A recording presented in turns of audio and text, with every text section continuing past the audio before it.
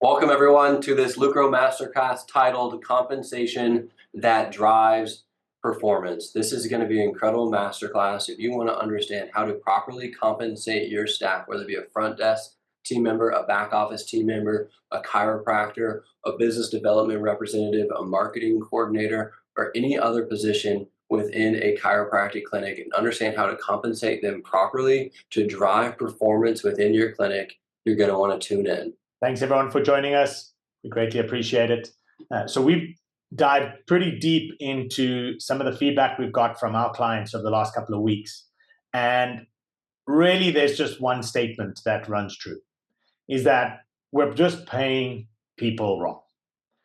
We're really trying hard, or most people we work with are really trying hard to build comp plans that make sense. They're trying to put together incentive structures that incentivize their team to grow and to scale, but they're just getting it wrong. And so what we've identified that if you are a chiropractic owner and you want your team to operate the way you operate, you want them to operate as if they're an owner, you want them to work and invest into your practice the way that you're investing into your practice. You don't just want to pay them for all this busy work that they're doing. You want to be able to compensate them accordingly, but you also want to be able to do so at scale. And so we put together this masterclass to cover those exact points that we're talking about. And so we follow a very simplistic framework and formula when we help our clients build compensation plans for their team members. And the framework is very simple. We want to first and foremost align the roles that we are compensating with the revenue that is flowing into your practice. Secondly, we want to align the pay with KPIs. We want to match those two. We want to not just pay for the sake of paying. There must be a KPI backing that up. And we also want to build for scale. And so Dr. Josiah is going to break down each of these three parts of this formula in a little bit more detail so we can unpack it and you can get those golden nuggets that you can utilize today in your practice to help transform the way that you pay your team. Absolutely. So the first one is aligning the roles with revenue. You need to understand that there's different positions within a clinic that have varying degrees of impact on revenue, and you need to treat each of those different roles with that varying degree of difference. So for example, if it's a back office team member, that's very difficult to tie objectively KPIs, key performance indicators, or different stats directly to an impact on the bottom line of revenue or profitability within a clinic. Versus if it's someone who's directly doing sales in your clinic, that's much easier. So you need to be able to align the roles within your business to the revenue that they're generating, right? And understanding what the value of each position is within your business and how it impacts the bottom line. You also need to change your mindset on how you view team members. You need to view them as income producing assets, not bank draining liabilities. If you've ever read any of Robert Kiyosaki's books, you know this is a huge topic that he talks about, that you want to accumulate more assets in life, not more liabilities. And so we need to think about team members in the exact same way. Yes, payroll is the #1 expense on the monthly P&L for almost every single clinic, and it should be, because team members are assets that are producing an ROI much greater than they cost. Some easier to track than others, and we're going to break that down, how you do that. The next one is we need to tie the pay to key performance indicators. We need to have objective, clear KPIs for each position within our organization directly related to what they do on a daily basis. You don't want to have misalignment between what they're actually doing and what they're responsible for or getting rewarded for. That's going to create a very frustrating experience for the clinic owner, either rewarding them for something they shouldn't be rewarded for, or the employee, not getting rewarded when they do a great job. So there needs to be a clear tie down between what they actually impact and how much they're actually producing.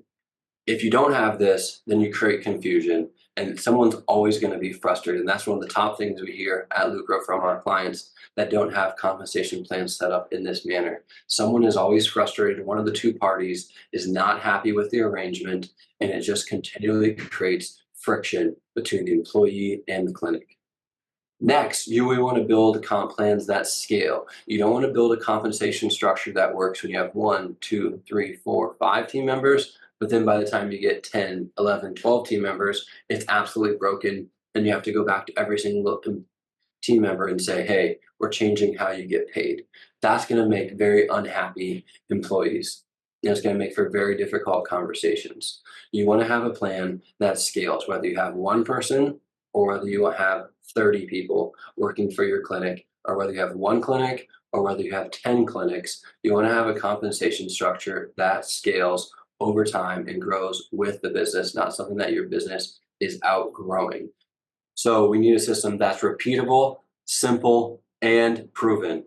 And as you can tell, we have over $500 million in revenue from all of our Lucro clients. And so we know what is proven inside of our industry. Not only in my clinic generating $7 million, but across all of our different clinics, we know what's working and what's not working inside the chiropractic profession. And so when we think about comp structures, we like to think about it in this manner: base, bonus, and benefit, or base bonus slash commission and benefit. Adam, so give them a little more insights into this. So yeah, we these are the three components when you build any compensation plan for any staff member you have. So the base salary, we'll dive into that. A bonus and commission, I want to differentiate between the two because it's quite important. This is the ultimately the incentive that you give someone. A bonus, technically speaking, is something that's discretionary, meaning you as the business owner, you're going to decide how much you want to pay. There's no agreed formula. You can decide, hey, we've had a really good quarter, so we put some money aside and we bonus our team maybe once a quarter or halfway through the year, at the end of the year. You can do whatever you really want around a discretionary bonus.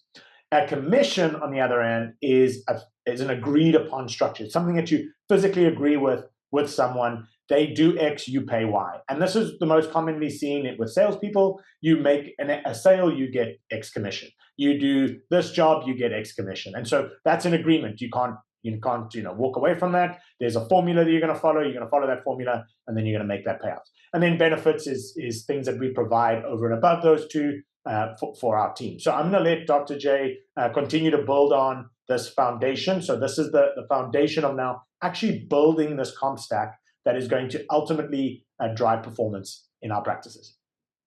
Absolutely. And so while we're talking specifically on base and commission for the most part, I don't want to skip too fast, is that benefit is a huge part of a compensation structure, and you need to offer great benefits for your employees, whether that be 401k, health insurance, vision, dental, PTO, holiday pay, great team culture, other incentives, within your organization. Those are all parts of keeping employee retention for the long haul. But let's jump right into the base and commission structure, because this is really where the rubber meets the road. And we like to break it down in a couple different manners. The first one I want to talk about is what we call high base, low commission roles. And this is going to typically be majority of the positions within a chiropractic clinic. High base, low commission. These are stability focused roles, front desk, back office, typically office manager type of roles. These people, are sometimes can be hard to objectively measure all the different impacts that they make on the clinic on a day-to-day basis and tie it directly to revenue. So these people want to be paid high, stable base salaries, okay? And they have some maybe commission opportunities on some different KPIs depending on what the impact in your clinic, or they might not have any, KPIs or commission opportunities. They're just getting high base pay in your clinic, and they're very stable roles within your office. And there's nothing wrong with that. I want to reiterate that every position in the clinic doesn't have to have some massive KPI that's tied to their performance. There's multiple ways to evaluate. We have an entire masterclass where we go through all the different performance reviews. It's called Mastering KPIs. And in that, we go through all the different performance reviews for each of the different positions within the organization. So that's a big, big part of understanding that. So let's jump into really what this masterclass is backed up around, is behind sales and marketing roles, because these are the low base, high commission roles within your clinic. Case managers, or you might call them health coaches, or you might call them different roles in your office, but the person who does the initial evaluation, consultation, report of findings, it could be a team member, it could be a doctor, the day one, day two in your office, and then business development or marketing team members who are actually bringing in new patients into your office. These are people that need to have a majority of their compensation or a very high percentage of their compensation being driven from commission, because that is the purpose of the role, is to drive revenue into the business. And so typically with these roles, what we're finding is typically somewhere between $40,000 and $60,000 base pay, and then the rest of their pay based off commission. Whereas the high base pay front desk, back office positions, that might be an $18 to $24 an hour team member with little amount of commission. And so there are definitely different personality types that you're looking for in this role as well. These people don't want to have a ceiling. They want to have the opportunity to get to the next level in their careers, and they want to feel like they're in control of that based on the effort, energy, and work and production that they do. And so the better that they do, the better the clinic does. And so it should be a win-win scenario. You shouldn't have opportunities where these people are doing and outperforming their pay. If you do, again, you have a bad compensation structure. If they do better, the clinic should do better. Therefore, they should get paid more, and the clinic should make more. So it's a win-win. The more that these people get paid, the better the clinic does. And so ideally, you want these people as highly paid as possible, because the majority of their pay then is coming from commission. Now, the unique duck in all of this is, of course, the chiropractor, because there's different ways that you can utilize a chiropractor within a business, right? And so we have these evaluated here. Now, the most common way, that a chiropractor is exactly what they went to school for: a caregiver, someone who's primarily delivering adjustments, who's giving outstanding care to the practice members that come in to the office, and that's a high base, low commission role. They're primarily responsible for retention, delivering great quality care, great customer service, right? Then you have maybe a chiropractor who's more sales driven, maybe eventually wants to own their own office, or who is much more driven to get to the next level and much more sales oriented.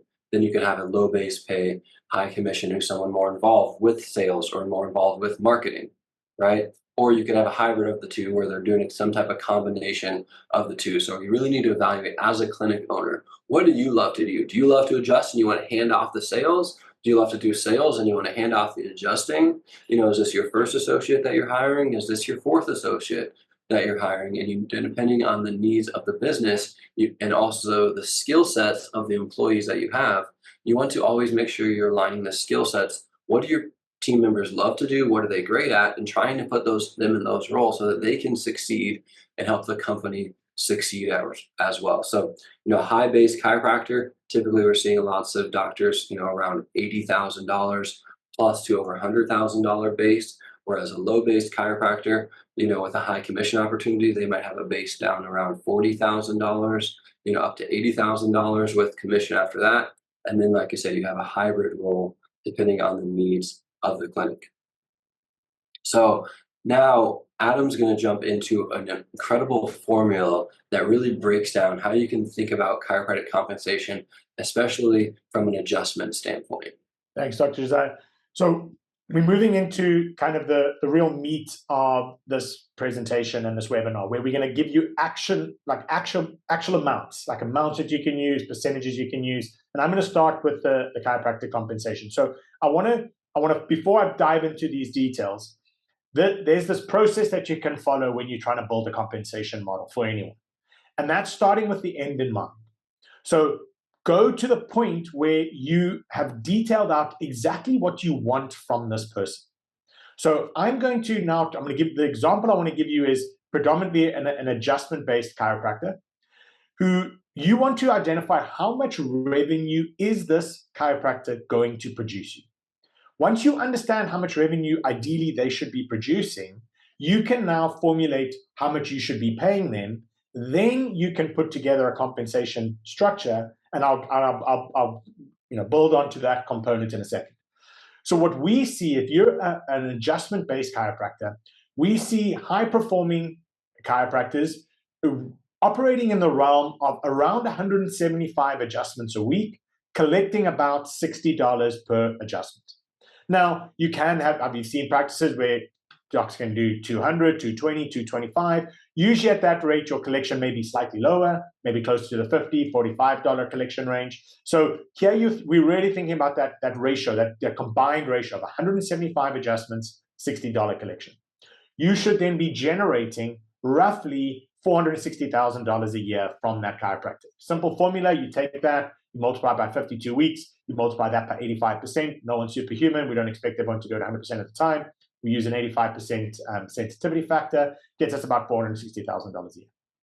We use a ratio of about 25%, give or take, a little bit here or there, of how much a doc should be costing you in relation to the revenue that they generate. So about 25% of the revenue they generate should be their cost. So a high-performing doc should be costing you about $115,000 a year. On a more average-based performer, could be around about the 150 adjustment range, collecting about $50 an adjustment. That would yield you about $330,000 a year in earnings or revenue, and 25% of that is about the $82,000 range. And Dr. Josiah just hit it on the head. He said, hey, around $80,000 to $100,000, $110,000, $120,000 is how much you're going to pay a really good chiropractor. They're the actual numbers that you can see.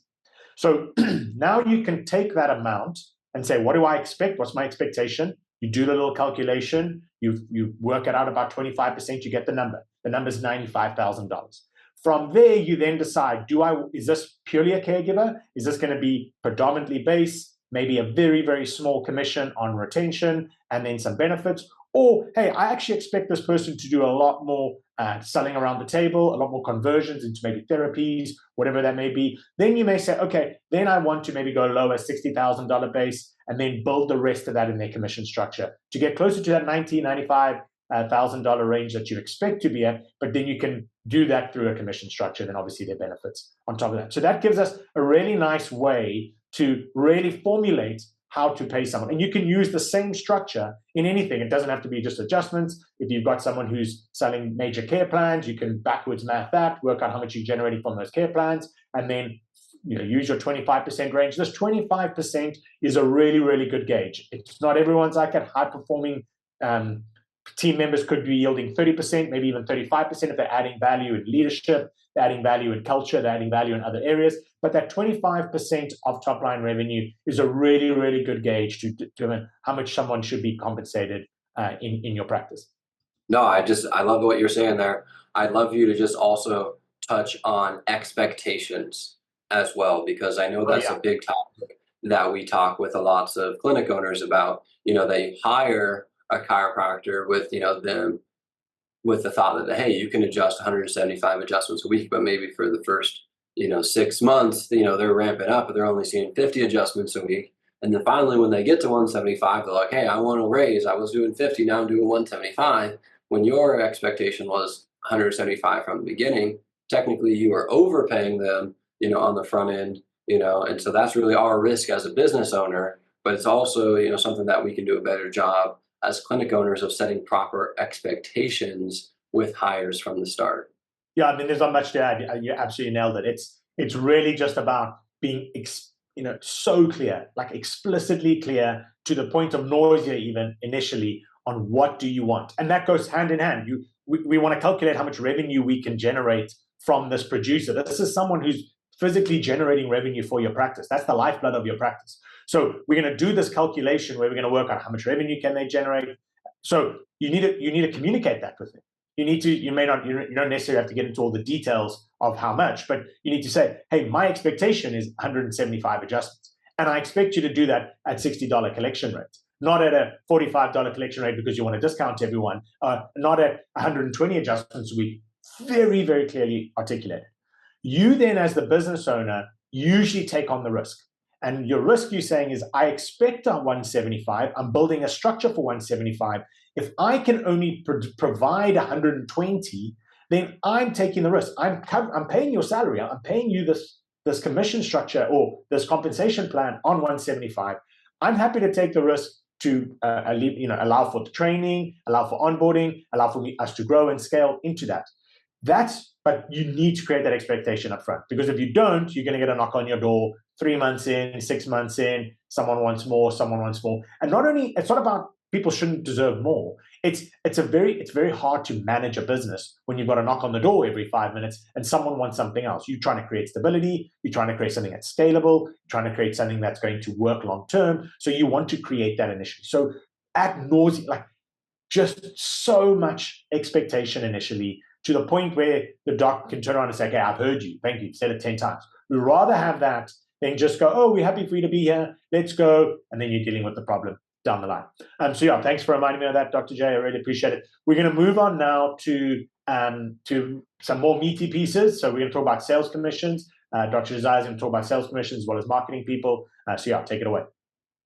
Absolutely, yeah. This is, really the heartbeat of what the request was for this masterclass, is to really understand, the sales and marketing commission pieces, because this is the revenue drivers within your business. Sales and marketing is the gas, for your vehicle to get to where you want to go to. And so really what we've seen a lots of big issues with is systems that don't scale, and systems that are not win-win systems for the clinic owner and the employee as well. And so, take this with a grain of salt. This is what I do in my clinic. Doesn't mean it's the best for you to do in your clinic. You need to evaluate the different roles within your office. You need to evaluate the different KPIs that each of those people is responsible for within your office. Evaluate your systems and the structure of how you do it. But this is what I do. The person who does the initial consultation, first visit in the office, they earn 1% of the care plan that is signed up for by the practice member when they sign up for care in our office. The person who does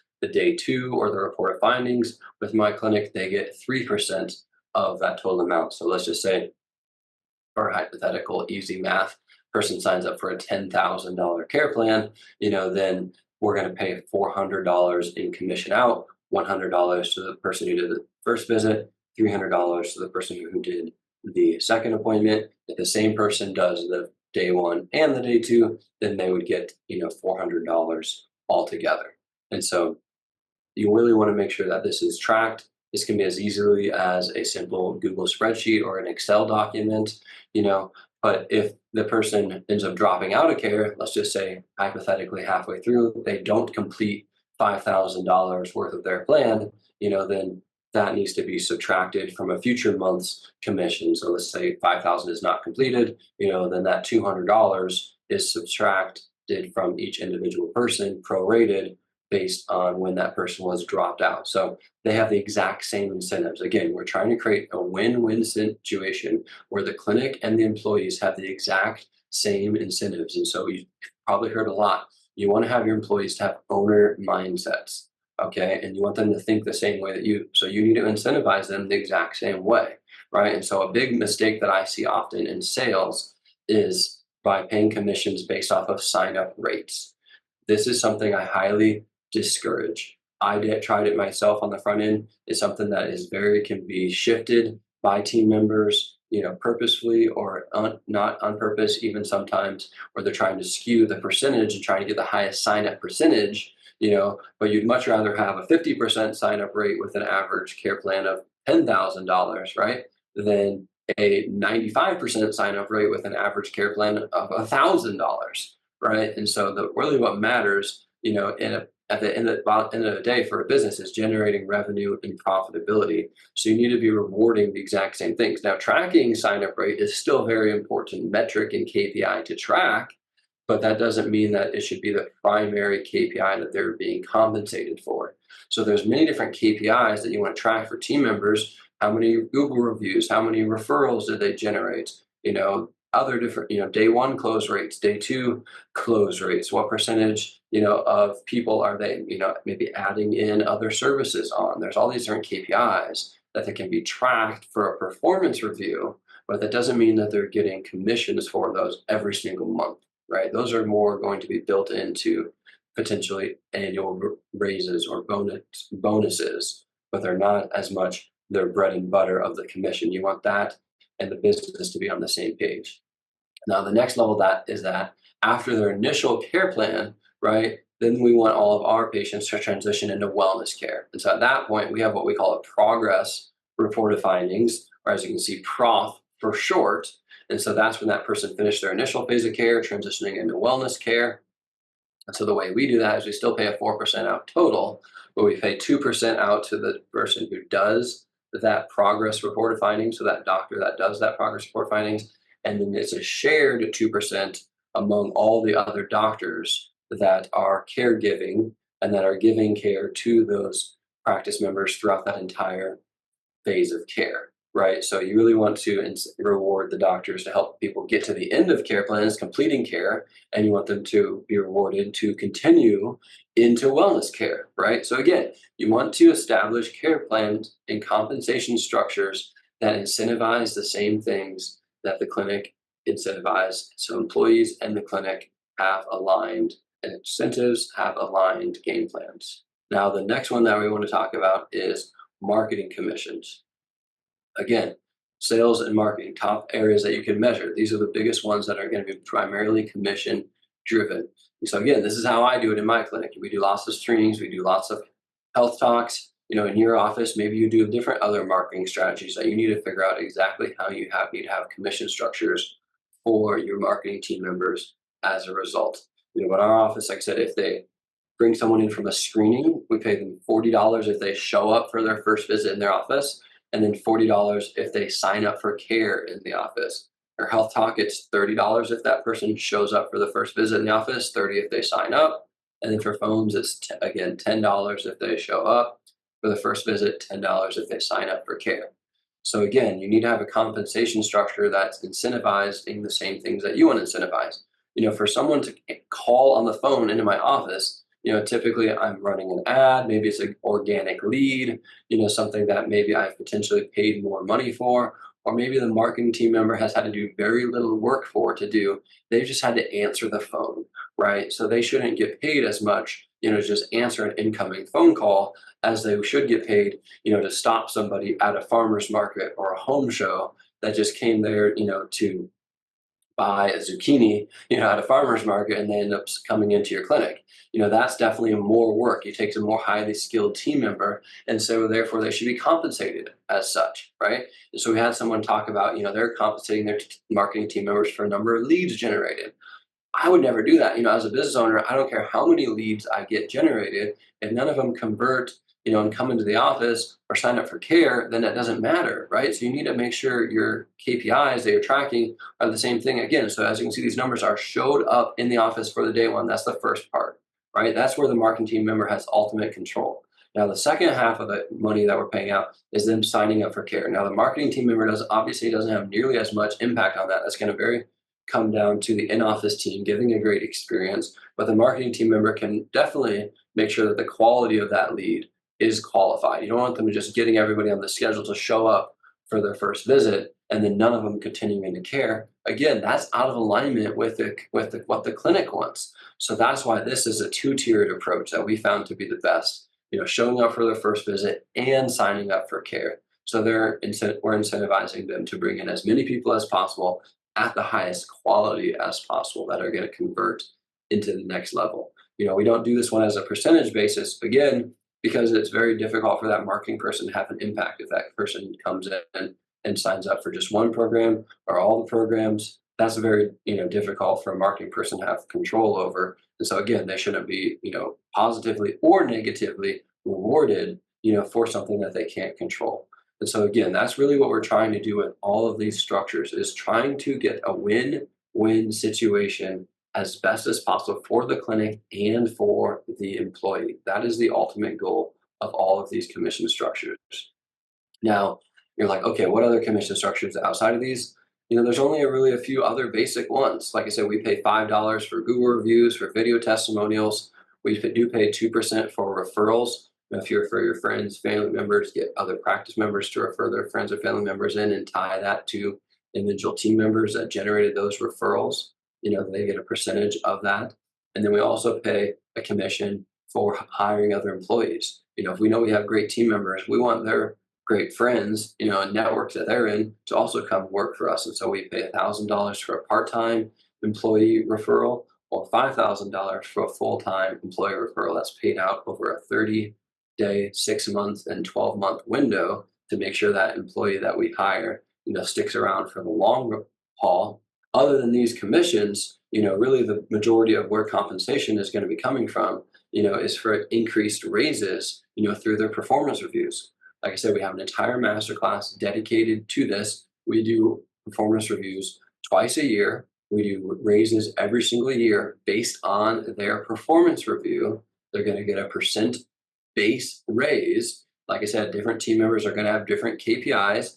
Like I said, for most of those other positions, some of them might not have any KPIs, some of them might have a few, but they're going to be evaluated on their core values, their primary purpose, and how they're aligning with that within the company organization and how they're helping the company grow. Adam, why don't you talk about this? Thanks, Dr. Josiah. That was an incredible amount of content that you just laid up on us. And it's so helpful to understand how to build these compensation structures, because at the end of the day, the right plan is going to turn your payroll, this thing that you may deem as a liability, this thing that you may deem as this horrible expense you have, into profits, into this asset producing machine that is going to take your business to a whole nother level. Now, we've covered all of this. There's a lot of good pieces there, but it may feel a little bit overwhelming. We may feel like halfway down the creek without a paddle. I've got all these comp plans. I've got all these structures. What do I do now? I've already signed a whole bunch of people. I've already got these contracts in place. So we want you to slow down. We want you to make sure that you firstly understand what we're talking about, understand the framework that we're talking about. Don't just dive in head first and maybe make some bigger errors. So make sure you understand it. And then just step by step, go through the process. So start with the team members that have the greatest impact on your business, the ones that are generating revenue directly. Start there and work your way down. Review every single contract.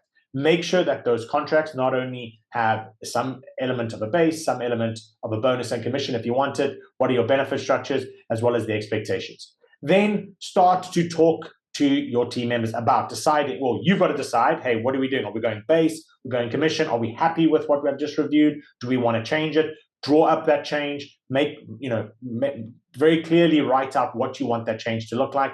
And then you can then start having these conversations with your team members to start rolling out what you want to roll out.